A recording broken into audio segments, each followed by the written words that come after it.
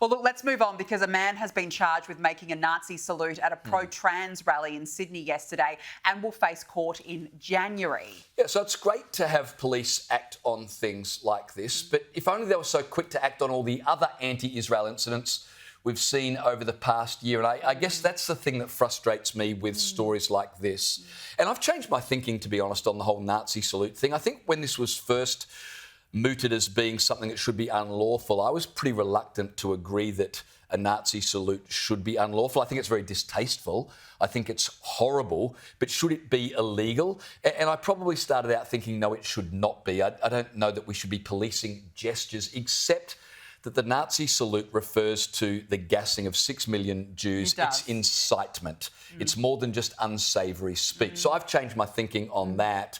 But of course, when we see people arrested for this sort of thing, as I think they should be, but it does make you think about all the other stuff we're seeing at the moment. I mean, we had that horrendous situation in Sydney just the other night where people went out at night and spray painted all sorts of anti-Jewish slogans on cars.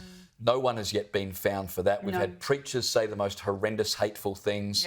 If only those things were being policed. Well, this is the sad part, is that anti-Semitism, and this is horrible to say, has become normalised in our society. And this is the problem, because it doesn't feel like police nor authorities have cracked down on this since October 7. So suddenly you hear about these instances. Yes, somebody performs a Nazi salute, they're suddenly charged and hauled before a courts. But what about everything else? I mean, we had a situation where Gas the Jews became a point of contention. Suddenly, no, it wasn't.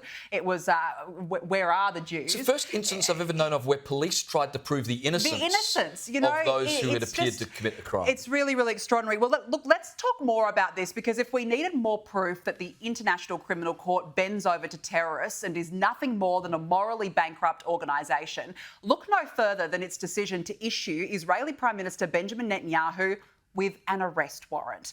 And speaking of morally bankrupt, all Penny Wong could muster up was, quote, Australia respects the independence of the ICC. For more, we're now joined by co-CEO of the Executive Council of Australian Jury, Alex Rivchin. Alex, really good to see you. Thank you so much for your time tonight. Joe Biden, at the very least, made it clear that there is no equivalence, none whatsoever, between Israel and Hamas. What does Australia's response to the ICC's ruling suggest about how it views Israel? It shows that this government is no friend of Israel. I think we have to now accept that as a reality. And the fact that, as you said, the Biden administration absolutely rejected and repudiated and slammed this decision by the ICC, whereas our own government could say very little. It could at no point confirm or deny whether it's going to arrest the Israeli Prime Minister if he were to try to come to Australia. It's an insane situation, but it's just the latest in a series of slights. So we saw just a few days ago the Australian government deny an entry visa to a former Israeli justice minister who was a minister in a centrist coalition government just a few years ago and who came to our country 18 months ago without any issues. Meanwhile, letting in thousands of Gazans, often unvetted. So we're seeing a pattern of behaviour, both in UN voting in terms of the rhetoric of the government and these sorts of gestures, which suggest that this government does not like the state of Israel. And I think that's really lamentable. It shows a lack of values and a lack of integrity. Alex, I couldn't agree more. And like you, I think I've been in denial regarding this government. I keep thinking, no, I don't really think they're anti-Israel. The problem is they keep making these decisions. And at some point you have to say, you know what, I think our government really is anti-Israel. On that point, James Patterson, the Coalition Home Affairs spokesperson, he said this morning that he is aware of numbers of Jewish families in Australia now seriously thinking about moving from Australia because they've sniffed the wind and they don't like the direction it's blowing. I've had Jewish families say similar things to me. Can you just help us understand the kinds of conversations Australian Jews are having at the moment about their future in this country? Well, it's something that all Jews living around the world talk about at one time or another, and that is their security in the country in which they live and what might occur which might force them to take flight. And it seems so fanciful and ludicrous if we were talking about this 18 months ago or a couple of years ago, pre-October 7. But the Jewish people have a deep sense of our history, and we know how quickly things can turn. We know that a mob is a terrifying thing. We know that public opinion can shift and governments often follow that. We've seen Jews stripped of their rights progressively in countries in which they contributed a great deal. And so we live with that. And then post-October 7, seeing what's happened in our own country, seeing the attitudes of many of our fellow Australians. And I have to obviously clarify, very many Australians I know are standing in solidarity and support of our community.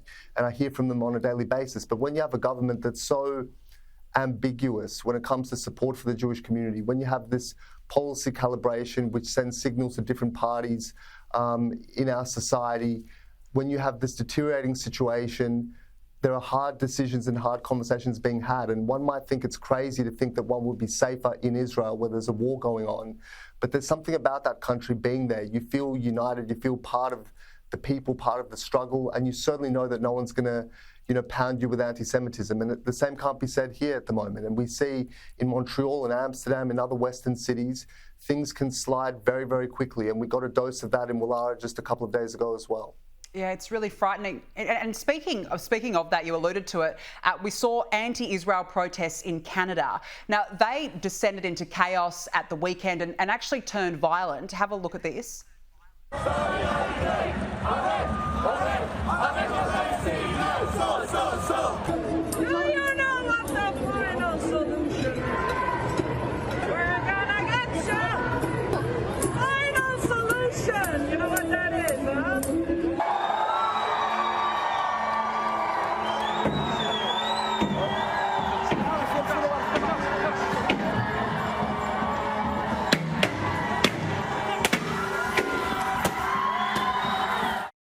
I mean, that was just appalling in itself, but what's even more appalling is where was the Canadian Prime Minister Justin Trudeau?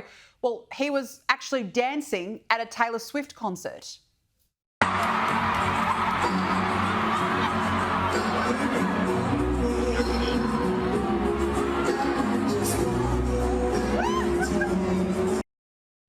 Alex, clearly these protests were filled with hate and anti-Semitism, and yet the leader of Canada was out there dancing and taking selfies, and it took him hours upon hours to even release a statement about what was witnessed. How bad of a look is this?